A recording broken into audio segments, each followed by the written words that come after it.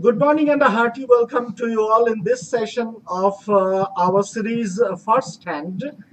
In this series launched during the lockdown period, we are actually talking to the most committed scientists of India regarding their works, fields, views, etc. And I'm Manas Bagchi, the curator and project coordinator of the Regional Science Center and Planetarium Calicut. That is a unit of the National Council of Science Museums under the Ministry of Culture, Government of India. And right now, our whole discourse hovers around the ongoing coronavirus pandemic. Today, we are honored to have with us Professor Govindarajan Padmanabhan, respected GP to all of us who had somewhat opportunity to work with him in some phase of their life. In the scientific fraternity, Professor Padmanabhan needs no introduction, as he had been a professor and director of the Indian Institute of Science, Bangalore. He is currently the honorary president of the National Academy of Sciences, India, and he has not only been the chairman of the governing body of the National Council of Science Museums, but also the chairman of our research advisory board during a period when yours truly had a little fortune of working under his advice. In this council, we proudly consider this distinguished Padma Bhushan awardee biochemist and biotechnologist as one of our own. A very, very warm welcome to you, sir. Welcome to this session. And apart from the illustrious career that Padmanabhan had in science, he is still continuing with it, wherein his seminal works like discovery of heme biosynthetic pathway in the malarial parasites and showing that it is a drug target, it deserves special mention. But GP is a known expert of vaccine development as well. After all, after beyond everything, all these successes, to us, this genuine scientist is another genius for another very special reason. Any of his positions have never been able to change this simple and approachable man. No matter wherever he is, he has always been very, very close to us, and that is remarkable. To follow his own words, he once said that science insulated him from the so-called successes. Sir, the stage is all yours, and today we are listening from him about COVID-19 pandemic, what India should do. Sir, you are most welcome. Thank you, Manas, for the nice introduction. I have had always great appreciation for NCSM and all the work you people have been doing. It's one of the best organizations in the country, but somewhat underestimated, in my opinion. You know, I tried very hard to push it to the national scene, but the Ministry of Culture was controlling it. And I thought NCSM belongs to Science and Technology Ministry. Anyway, that's a different. As Manas, thank you for the introduction. I am essentially a biochemist, a molecular biologist by training. So the first 20 years I worked on basic questions, transcription, translation, because I wanted to do in higher organisms. When I started career, everybody said E. coli molecular biology is the molecular biologist. I wanted to do in the higher organism. So I started working with cytochrome P450 in liver because it's an inducible system. Anyway, that is where I got interested in this heme, because heme is part of the cytochrome. But I asked this question, how does heme regulate many processes in cells? And in the mid-80s, I switched over to malaria parasite. I thought, okay, all these basic questions are okay, I should do something which is relevant to the community. And there was also a connection because heme plays a central role in the parasite. Just to take half a second, you know, the parasite lives inside the red cell and takes up the hemoglobin and breaks down the hemoglobin, and there is so much heme coming from the hemoglobin to the parasite. Now, how does it deal with it? These are all questions, and drugs work at that level. So heme is very central to the metabolism of the malaria parasite. Maybe during question time we can take it. Now, how did I get interested in this COVID business? I am not a virologist, but this HCQ, hydroxychloroquine, became overnight a celebrity. It's a molecule in the cupboard which we know for a long time. But suddenly everybody said HCQ, HCQ, HCQ. And I have worked with, not HCQ, but I have worked with chloroquine quite a bit. Then I started looking, and that is how I went a little deeper into this virus on the disease per se, and share my knowledge, maybe another 20-25 minutes. Then probably we will have interaction.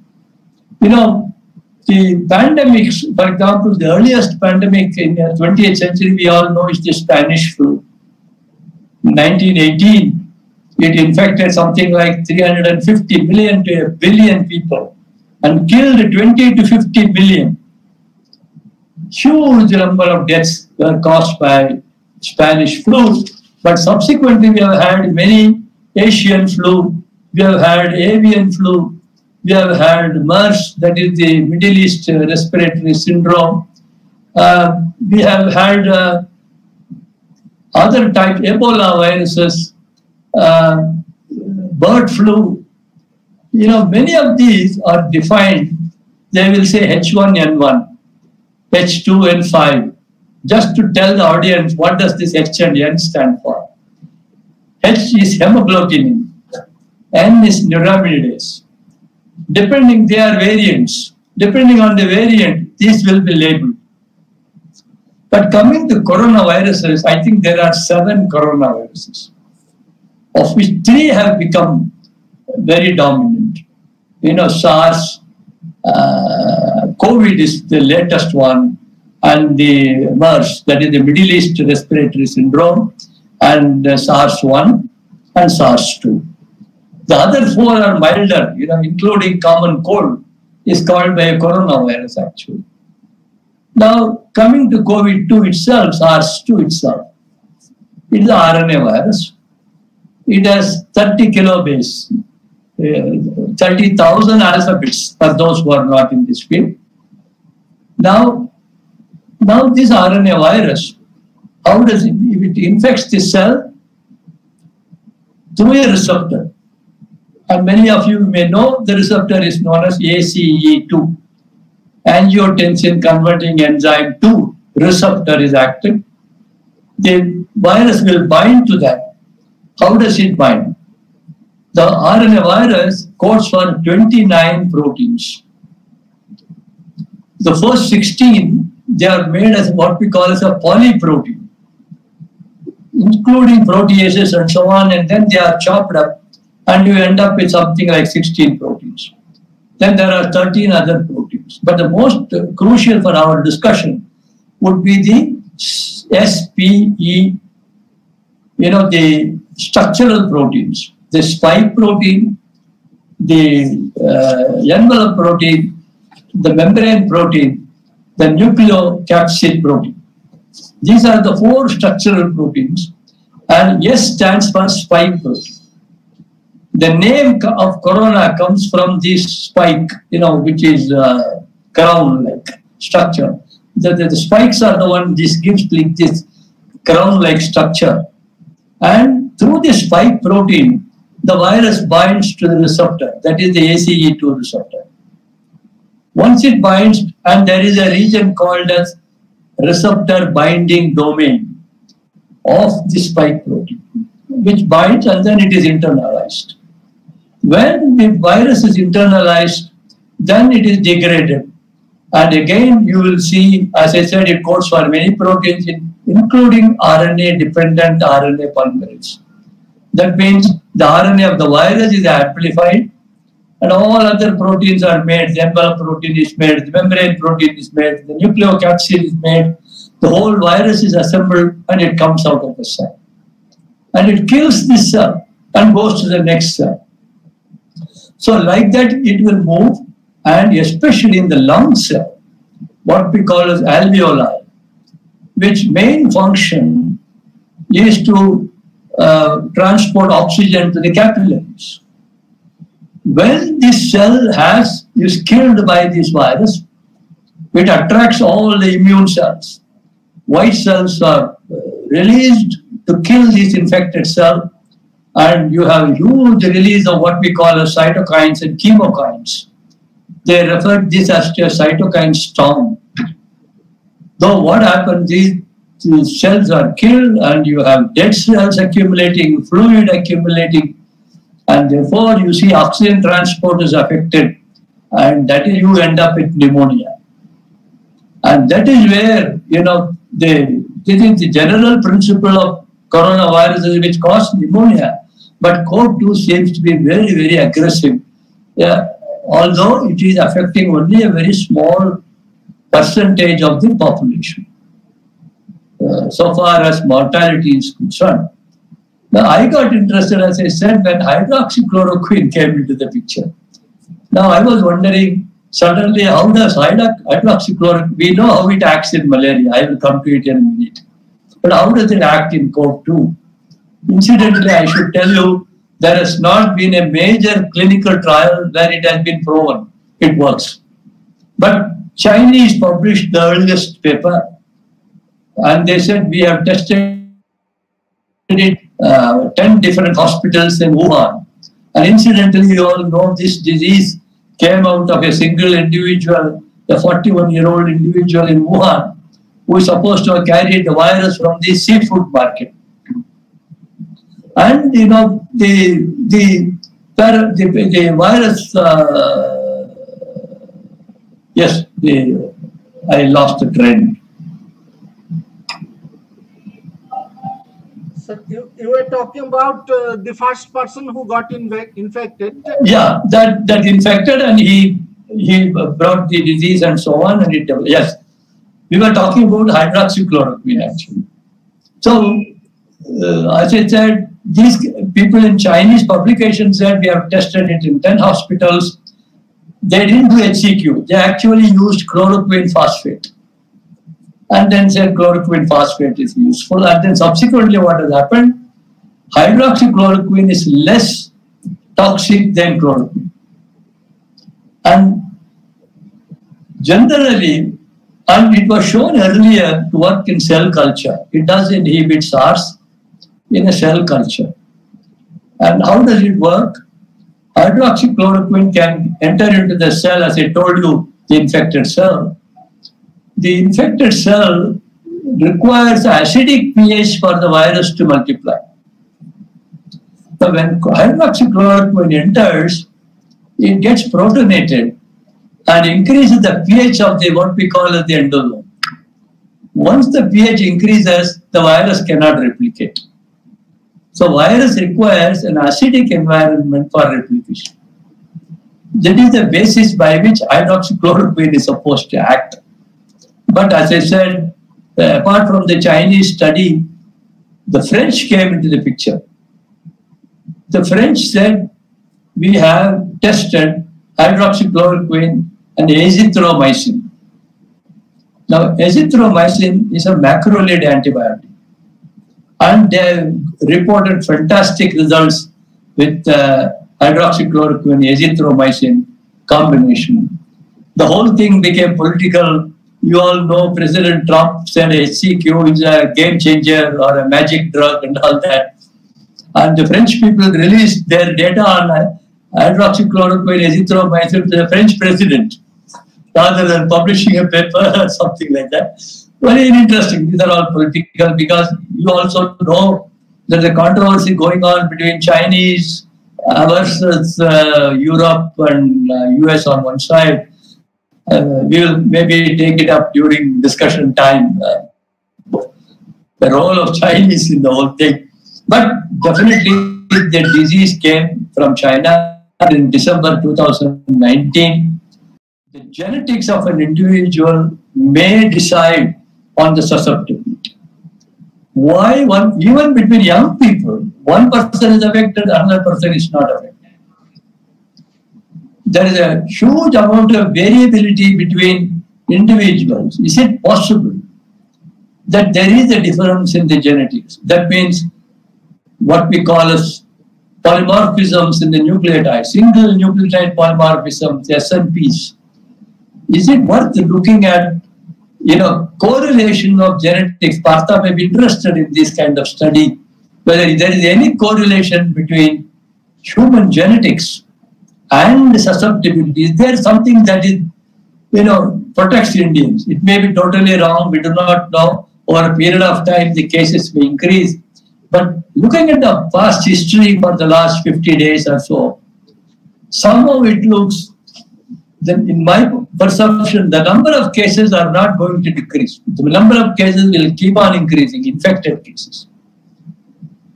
And how, forget about the summer, forget about all that. We know one thing in evolution of pathogens.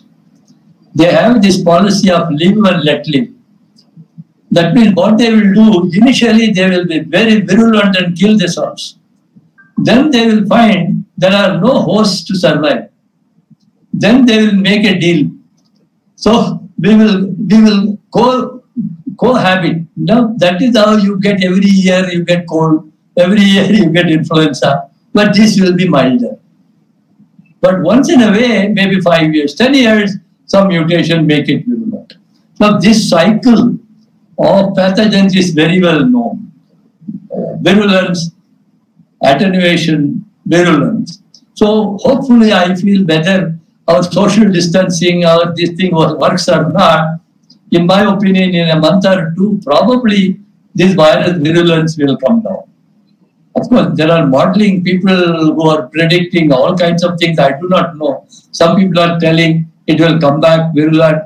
It will be very mild. Some people are saying this virus will continue till 2022.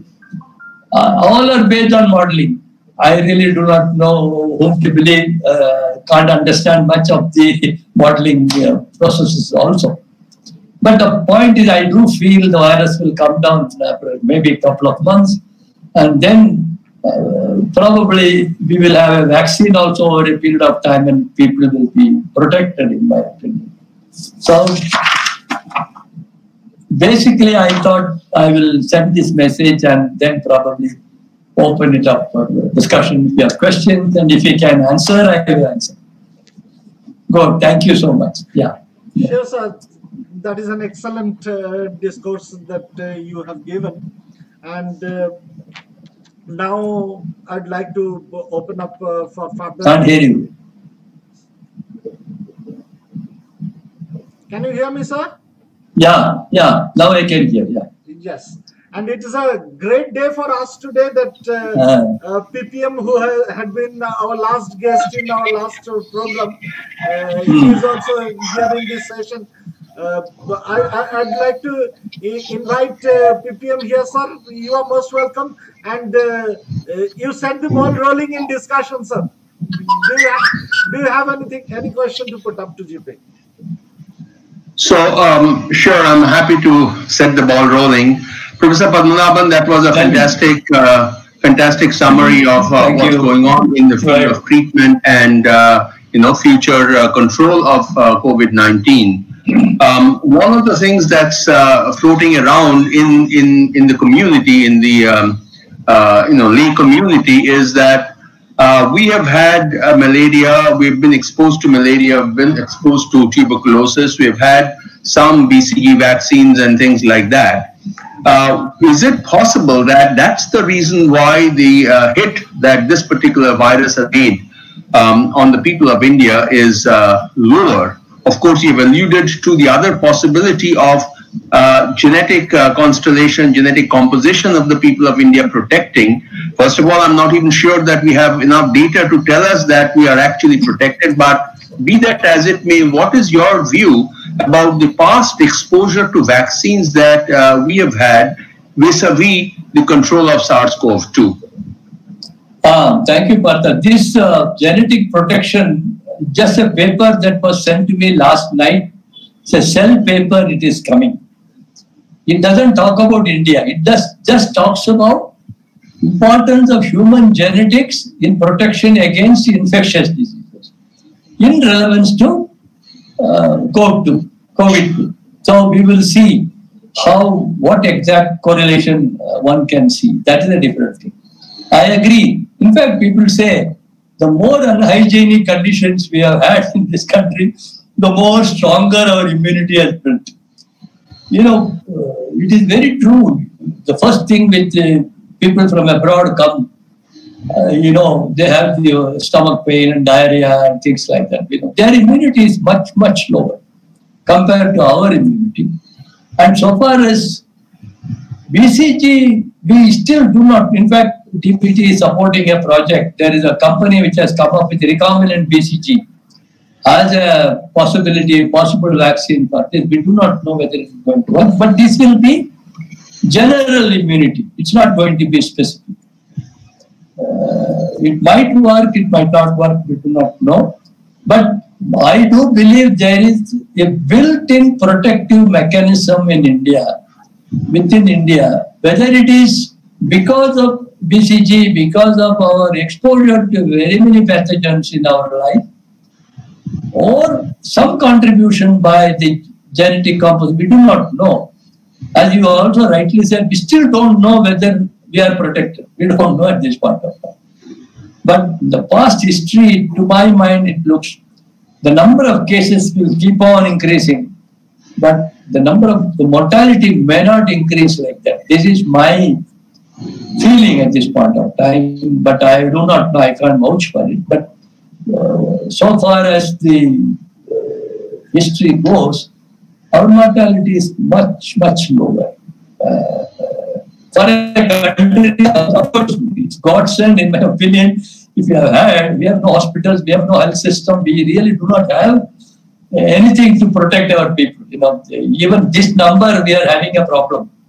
You can imagine admitting a lot of people to the hospital. It's just not possible. It's not going to happen. Even yearly visit of influenza virus or JE virus, you know, in Gorakhpur, children died. You know, just like we don't have. They have no facility, one hospital. Just no way it can happen. But maybe there is some inbuilt mechanism to protect us. Yeah. Sir, one thing I asked to PPM as well, and that is catching a lot of popular fancy. The question is whether is it possible that this virus is man-made, despite scientists explaining time and again that it is not possible. People are not convinced somehow, and PPM in particular in his interview said not in 100 years from now. I would like to ask you a little more detail that we know that there is no telltale sign of bioengineered virus, but is it absolutely impossible technically to create a virus of some features with quality to jump from another species and to mutate frequently in a highly equipped laboratory or virology? Is it possible at all at the current state of affairs? Well, see, I have listened to some video. You might have also, I don't know whether you have listened to some of the US reporters who actually gone to Wuhan, who actually looked into what has happened. It's a bit scary, I must tell you. See, they have actually brought in bats. He showed pictures of bats, he showed pictures of this anteater. Now, this virus is 96%, I think, homology with bat virus. And there is a 12 base insertion in the spike gene, which makes it very high affinity for the ACE2 receptor. Now, how does this 12 base insertion into the spike gene comes of a virus which is 96% almost homologous to the bat virus? I don't know, but the point remains, they have been working with viruses and changing their cell preferences. You know, will it infect this cell type? If you change, will it infect this cell type? First of all, in my opinion, this kind of research is not called for in my opinion. People will tell me, no, this knowledge is very useful for therapy and all that. I am not very sure about it. You know, to look at bat viruses, to look at knowing an animal like bat is notorious for harboring huge number of viruses. But the fact remains they have worked with bat viruses. But beyond that, I can't say whether one of those manipulations leaked out of this laboratory. But when you listen to these are all propaganda kind of videos. We cannot tell you. But they give so much detail, so much information. It becomes very difficult, to throw it out. But I won't say it is man-made. I would say so that they have tried to manipulate the virus preference for the cell type. That kind of research has been going on since 2005. That lady, whatever it is, she or something like that, there are titles of papers which are given, where she has attempted to, look at preferences of these viruses for cell types. Now, whether in this process anything could have happened, we do not know. We have no control in some of these kinds of things. Keep on manipulating, modifying. You want to change a cell type.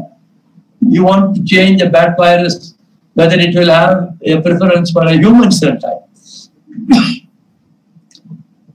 Because there are some paper titles out there. I don't think we can say it is man-made, but definitely research in the area has been going on. But my broader question is it at all necessary to work in such areas? Is this the only way you need to understand so that you want a therapeutic? Or we are creating the problem? I do not know. This is my take on that. Yeah. Sir, since you had this intention to address this issue of India, what India should do, and there have been discussions whether there should be stronger lockdown, whether the lockdown is necessary at all, whether it should be phased out. What is your opinion? What can be the strategy in this regard, that we have already passed 3 lockdown periods? From now on, what should be on agenda for India?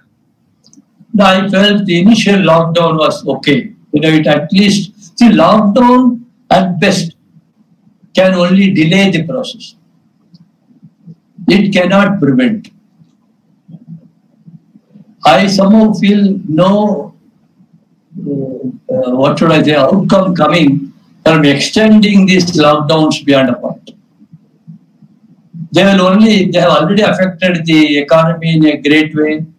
And the people who will be affected will be the poor people will be affected.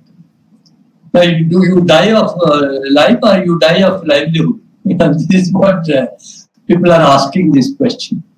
So what should India do? India should do, of course, there will be a new norm. People will practice, I am sure, people will always be worried, even handshaking. Probably Namaste will become more acceptable now, rather than shaking hands and so on. There may be. But what do you do? I read somewhere 40% of the population lives in slums. Now, how do you practice social distancing there? What will happen is, it will be transmitting there and you will isolate them. And you will not allow them to come out, you will not allow people to go in. That is how people will handle that position. Because I don't think you can prevent infection, fresh infection, and hopefully vaccine will come, and then that question is asked, whom will you vaccinate? You can't vaccinate 1.3 billion population. Therefore, you think you vaccinate the contacts. Most vulnerable segment of the society, especially the contacts, you try to vaccinate and protect. Hopefully, these drugs, combination drugs really work. I didn't tell one thing. I also work with this molecule curcumin from turmeric. And I have papers published. I have a patent, US patent.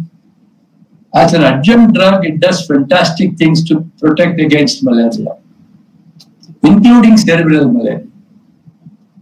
And, fought with the drug controller for 10 years. And 6 months ago, they have permitted a human clinical trial against malaria. The National Institute of Malaria Research, Delhi, is supposed to do this trial. Hopefully, we will get funds, all this lockdown, etc., interfering. But the point I'm trying to make is I am interested in that, but there are several natural molecules in India that can build immunity of the host. All we talk about Ayurveda. If you really look at them, what do? They build host immunity. To my mind, a country like India should have a nutrition approach, a lifestyle approach. I know I get emails from abroad. I'm taking curcumin tablets for the last 10 years. These are all Westerners. Why are they taking? I forgot to mention. These hydroxychloroquine and chloroquine have immunomodulating properties. And hydroxychloroquine is a drug used for the last decades against arthritis. A lot of people are taking, and Indian, this curcumin is the best-selling molecule in US, for example.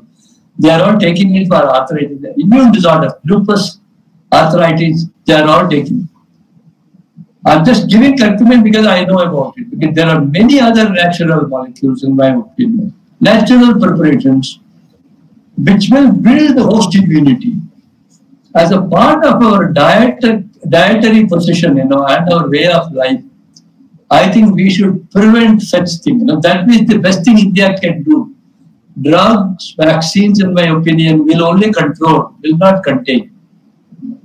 It is not possible to eliminate diseases like that. This is only human lifestyle. It will only lifestyle. And I think, the Indian lifestyle basically is a very, very, very sattvic lifestyle. Of course, we have lost ourselves in Western culture by and large, and, we have been following them. In fact, many Western countries look at India. What is it, the inner strength of this country? There is something very deep in this country, despite the poverty. I don't think people are unhappy. It's very strange. Even the poorest will say, today if I have to go today or tomorrow, it's okay, sir. They will say like that. But Westerners are damn scared of dying. I don't think we are, in my opinion. See, I feel somehow, what you asked this question, what should India do? India should go back as far as possible to its lifestyle and try to improve some of. But my worry is, for every good Ayurvedic preparation, you may have 100 fake preparations. So what is the real one that works? If you have good people, good preparations, I think we should prevent the disease. Treating the disease, it will be very difficult for India. So, sir, you mean it is not only physiological, it is philosophical as well? It is philosophical.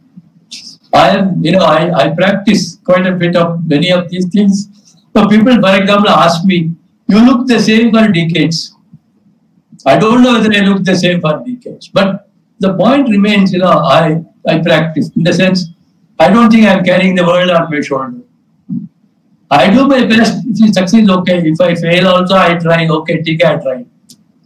It's not easy. You get depressed for a while. See, I tried so, but then I can come back quickly.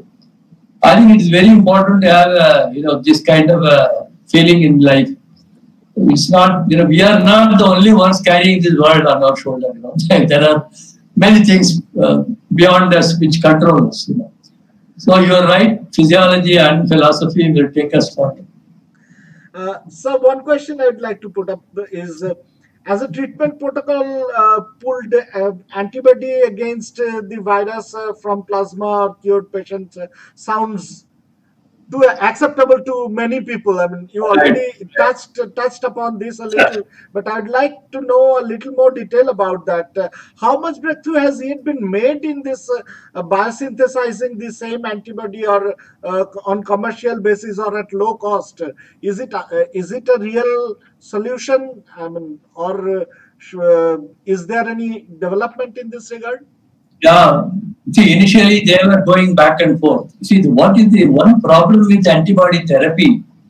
There is a process of antibody-induced toxicity. You can't rule it out. Therefore, you always have to test. That is number one. Number two, each convalescent patient will not have the same level of antibodies. You can't blindly use a plasma and then say, this plasma works, that plasma doesn't work. It may not work because antibody levels were different. Not only levels, what is the ratio between IgM and IgG? It's the IgG that is the final, mature antibody. IgM is the initial one. So many of these, I've been writing to people also, please, but ideally I think, somebody, a clinician told me, you need one donor for one patient. That means plasma from one donor should be used for one patient. So theoretically, you can, I don't know how many will donate. The plasma problem is, in addition to antibodies, it has got other things also. It has got other types of cells. Whereas, ideally, if you can isolate antibody from the plasma, in fact, one or two companies are trying to do. What you do is you call it as affinity chromatography. Biochemists know this. You make a chromatographic column to which your spike protein is bound. When it is bound to spike protein and then you pass this plasma through, what will happen? Everything else will come out except the antibody to the spike protein will bind to this column. You wash the column and then you elute the antibody. It will be very specific antibody to spike protein. Nothing else will be there.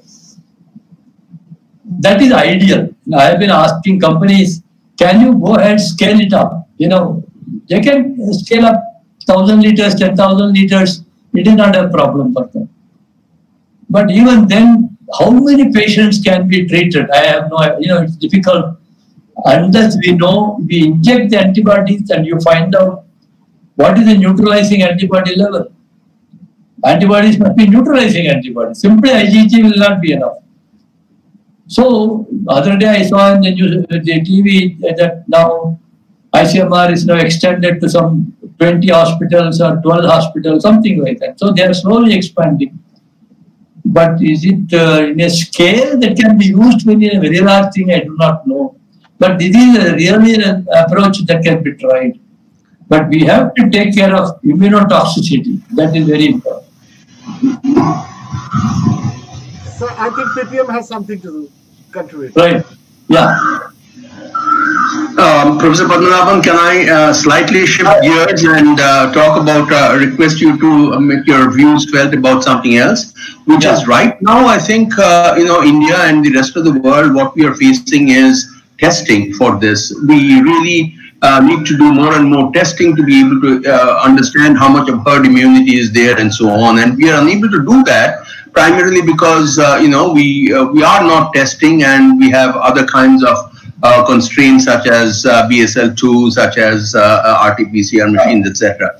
But my question to you is that there seems to be two different schools of thought. Of course, we all realize that RT-PCR is the gold standard. But there is a school of thought that says that we don't have to use RT-PCR for all cases. In order to understand about herd immunity, we need to do rapid tests, and there is a huge amount of investment in finding rapid tests. But there is this other group that says those are useless. The type 1 and type 2, the error rates are so high that it's not even worth it. What is your view on this? No, I only think that two are used for different purposes, in my opinion. The first thing is RT-PCR will detect the virus. If the virus is present, the RT-PCR is detecting.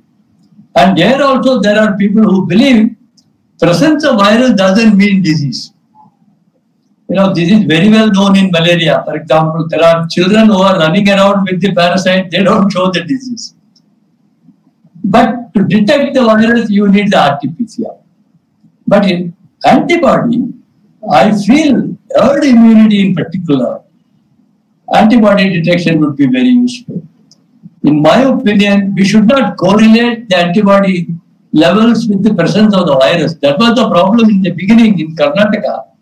One of the task force members announced only those who are rapid test positive, we will look for RT-PCR. I thought that was a very dangerous thing because antibody will be there after the virus has disappeared.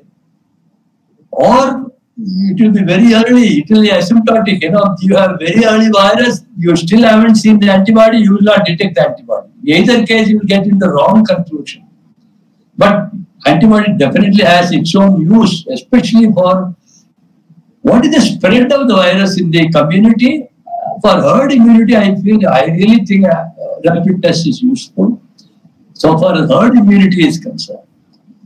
But it should not be correlated with the actual presence of the virus. Presence of the virus has to be done only with RT-PCR. Even there are people, you would have read Dev's article, MG Dev's article. He says presence of virus doesn't mean disease. So we are overemphasizing on RT-PCR. That is his view. There are some people who think like that also. But I am told they have now scaled up RT-PCR to very large number. There are now ICMR has thrown it open to all other DST institutes, DBT institutes, private industries. All of them have come forward to. But you know what has happened? The virus, I think, is undergoing mutation. So long looks like that mutation is not in the primer region. It is away. Some 7 mutations I saw it was detected, but away from the primer region. So, even now, I'm a little bit worried whether primers will work all the time. Whether there will be a situation when primers start failing. And unless we have enough data from all our samples, sequencing, we don't know the evolution of this virus. How is it evolving in India? In what way it is different from US? In what way it is different from China? In terms of evolution, I don't know. We have a limitation, it seems. There are watertight compartments between the government agencies. They don't want to share sample knowledge. So I hope things will move. But RT-PCR has been ramped up. I know that. Large number of people. Yeah. The costs are also very different in terms of the rapid test versus the RT-PCR. Yeah. So even though we have the equipment, I'm not very sure that we have the reagents and will have the ability to buy the reagents for the gold standard test. Yeah. We don't have the money. Now, arising out of this COVID-19, DBT has taken an initiative. They call it as, NBRIC. This, I don't know how we expand the basically indigenization of reagents. Apparently, they are now going to bring in all industries which are capable of producing, when you say RT-PCR, can they produce everything, including the primer, including the enzyme, including everything, including the probe. Apparently, there are companies, CCAM tells me they have found many companies, but they are all segmented. They can do this, they can do that, they can do that. So they are trying to bring them together and then see whether we have a cluster which says we will produce everything in India. And the Prime Minister also talked about indigenization in a different context today. So there is suddenly now I find a huge impact on indigenization of everything. So it cannot be like you import reagents and then you say I have made a kit. I know that doesn't mean, you are right, it cannot work anymore. We have been making enzyme. Bangalore Genie was making an enzyme since a long time back, I know. There are some companies I know who are making primers. But they will only make primers. This guy only make enzymes, and the enzyme itself is not static. The RNA polymerase has also changed. You know, there are so many versions of polymerases. Are we keeping track? Are we keeping updated? We do not know. But I hope these efforts will work. To that extent, I think COVID-19 has done some good also to this country to put some more emphasis on indigenization. Yeah, yeah. So we have received an interesting question that I'd like to put forth to both of you, Right. to you and PPM both. Right. One of our viewers have asked, is it possible to artificially mutate the virus and make it ineffective? Shall I go ahead? Sure, sir. Yes, please. Yes. Absolutely. It's not a big deal to mutate the virus. But then what do you do? Okay, you mutate the virus, you have to test it. But then that is what I keep telling you. Have first of all culture the virus in the lab. There is only one lab which is culturing the virus. You know, the NIV says we have a virus strain. But I don't know. I've been asking in every committee meeting, how many labs in India have isolated the virus? We have 80,000 samples. They say, no, we can't do this, we have no, but there is a BSL-3 facility. It's not, there are enough number of BSL-3 facilities in the private sector and public sector. But nobody is really going for isolating the virus. And I know I have isolated virus in my avatar. It's not a big deal. You just put it in a density gradient and centrifuge it will come as a band. Only thing is you need a BSL-3 facility. But I am told there are regulatory issues and it should be approved by ICMR. I really do not know. I really think, but answer your question, mutating the virus in vitro is not a big deal in my opinion. It's a small virus. Partha would know better. No, I agree that there are already, examples where you mutate the virus in order to make it ineffective. The whole problem is that if you use these kinds of reagents to mutate, it might also mutate something in your own cell, and that may be very difficult. So we need to go through a huge rigmarole of clinical trials. Yeah. And this particular virus is so infective that isolating needs to be done very, very carefully, and then any manipulation or any testing of the virus has to be done very carefully so that we don't get infected, and if we get infected, we can infect people very rapidly. So these precautions need to be taken, but that's a thought that's good, and that has already been put into practice with respect to some other viruses. There's no reason why it cannot be put into practice with respect to this virus, but it will take time. See, that's what I said. There are two methods of classical methods of inactivating the virus. One is chemical inactivation. Another one is attenuation. You just culture it over 7th generation, it will get attenuated. It will get mutated. But as Partha said, there are other issues which we have to work. As of now, there is not much work towards this attenuation of the virus, it seems. Not in India, at least. Not in India. Okay. And since both of you are agreeing on this, that this is a long-term thing and it will stay with us for some quite some time, maybe deep into next year or even beyond. By that time, what would you suggest people to do to prevent themselves from getting infected, or at least for getting very seriously ill out of this infection? Just apart from wearing the mask and making some hand wash and all, is there any other suggestion that the people do? I don't know. We should probably avoid highly crowded functions, I suppose. I don't think it is possible in a country like India. It's just, we may say middle class will observe this. The poor people, I don't know what kind of condition you can put on them. They have livelihood problems. I'm only seeing the street vendor. Only difference I see in him is he just now he wears a mask. But other than that, you can't stop them.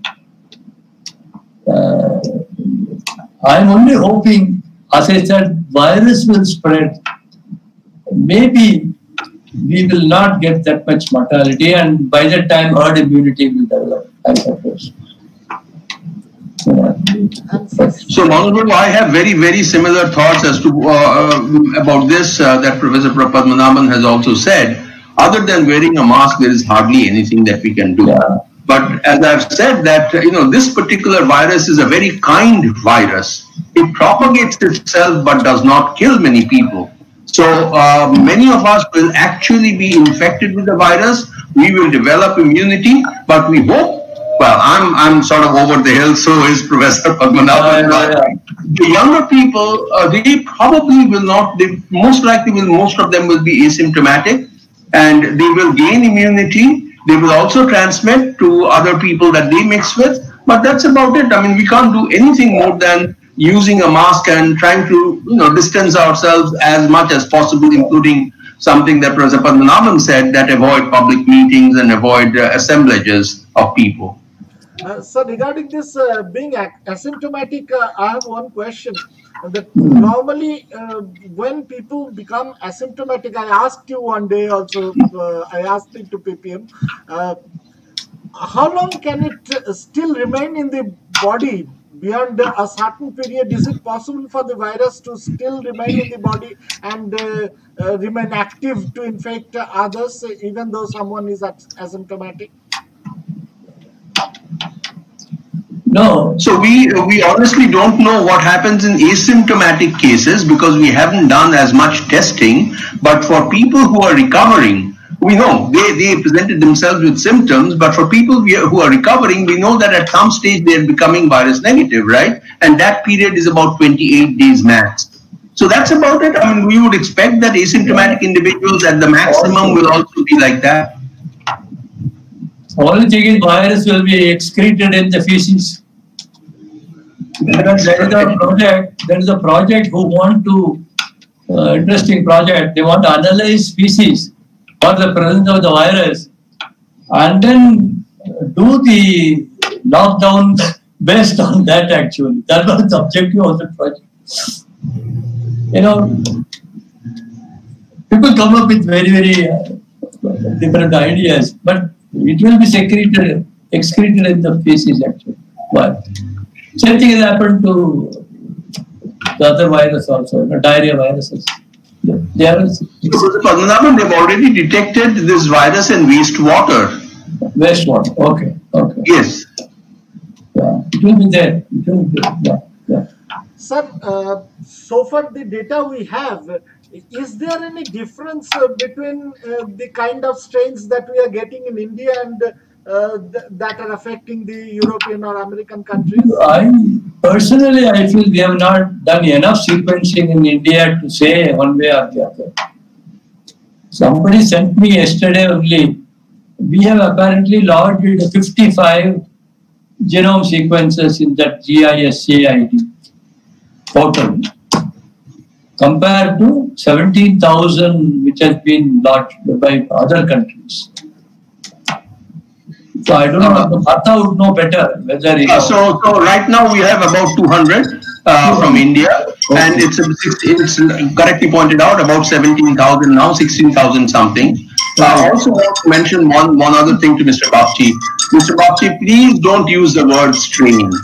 These are not strains of the coronavirus. These are different types or subtypes. Strain has a different connotation. And that means that it also comes with a function, etc. We haven't been able to decipher any of that. So let us not use the word strain. There are different clades. If you look at the phylogeny, evolution, there are different clades. We can call them as types or subtypes, but not strains. Not yet. Okay, sir. Sir, we have received another question from one school teacher who asks that schools cannot be closed for long. Someday it has to open. Now, do you have any special suggestion about the school situations? What is to be maintained in the schools? No, we can't stop the schools from reopening, the precious life of children. Maybe, I saw the Korea or someplace where they are opening the school, they are disinfecting the whole place and asking the kids to wear masks.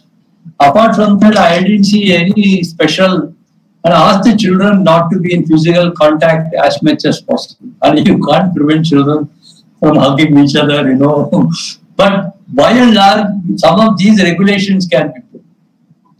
But the schools should get going. Unfortunately, the by and large, the what should I say, serious infection in children is very low. Initially, they thought they are not infected at all, but now they say yes, even 1 to 10 they have found cases, but still very, very low. Therefore, I think schools must go with observing minimal precautions, like, you know, spraying, mask, wearing the mask, and asking them not to congregate as much as possible. But other than that, I can't think of any special condition for the school. So since you talked about the lifestyle practices and using some traditional solutions to deal with this problem, I have a question that do you find any scientific merit in the idea of putting to proper double-blind study of the efficacy of certain Ayurvedic or other kind of products in India? Do you find any merit, or do no? In my opinion, that is the problem with Ayurvedic drugs. They will not accept. You know, I remember I was member of some committee and Valayathan was the chairman. We tried very hard to compare an Ayurvedic preparation for arthritis, rheumatoid arthritis cases. Can you compare a well-known Ayurvedic, well-prescribed Ayurvedic preparation with, I think one of the drugs used is glucosamine or something, if I remember that. But, you know, very difficult to let them do. No, we have already treated thousands of people. Why do you need a trial? I would be very happy if people agree to do trials. I think we should do and prove scientifically it works. We can't only rely on texts and, you know, our tradition. And if science has to be accepted internationally, I feel we can do the trial. It's not a, and it can be an adjunct. We don't say you don't give him HCQ, you don't give him azithromycin, we don't say that. But in addition, you give this and then see, does it make any difference? Is the virus cleared faster? Is the patient recovering faster? Even that would be a contribution. But I feel trials are really useful. Well, sir, now I'd like to, we are almost to the close of it, would like to shift to another issue.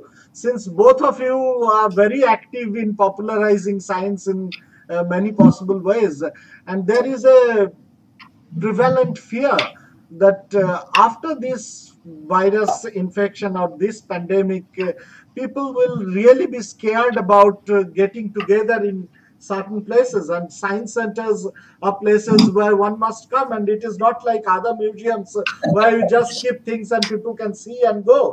Here people must interact, people must deal with things.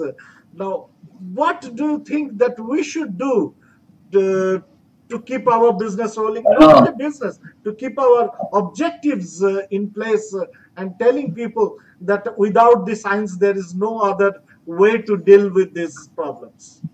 Absolutely. I think you should keep telling people science centers are real places. Because I have, as you know, I was there in NCSM and I have visited many science centers, and you know, some of the, especially the one in Calcutta, you know, the kind of technology competence they have, and how many schools, you would know better, you know, how many school children used to come and actually do experiments right in the Salt Lake, that building, I remember, you know.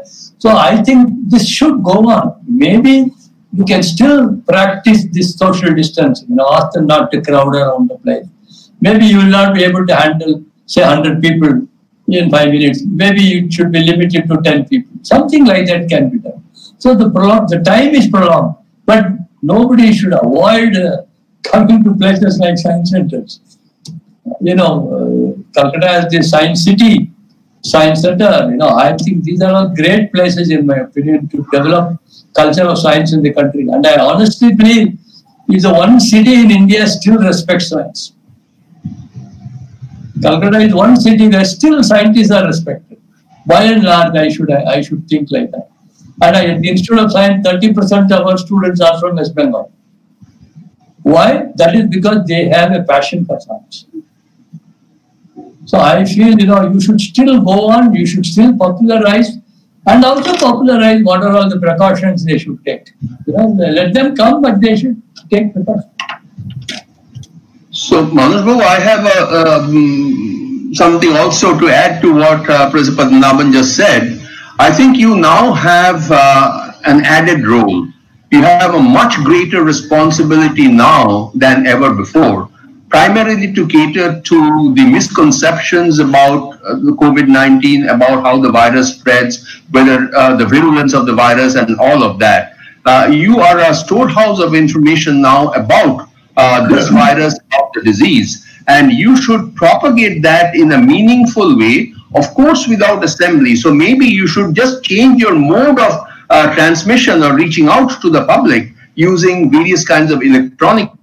In the coming months, assemblies of people is not recommended. So science centers won't be populated, but you as a science center can do fantastic service by dispelling all of the kinds of wrong notions about the way the virus spreads, stigmatization. There's a huge amount of stigmatization right now in the society, and science centers do have a major role to play. So all that you need to do is not be skeptical about what you can do. Just enlarge your scope, do it in a different way, but you have a much greater role now than anything else, because I see this stigmatization about this COVID-19 and about the SARS-CoV-2 is just absolutely rampant in society right now.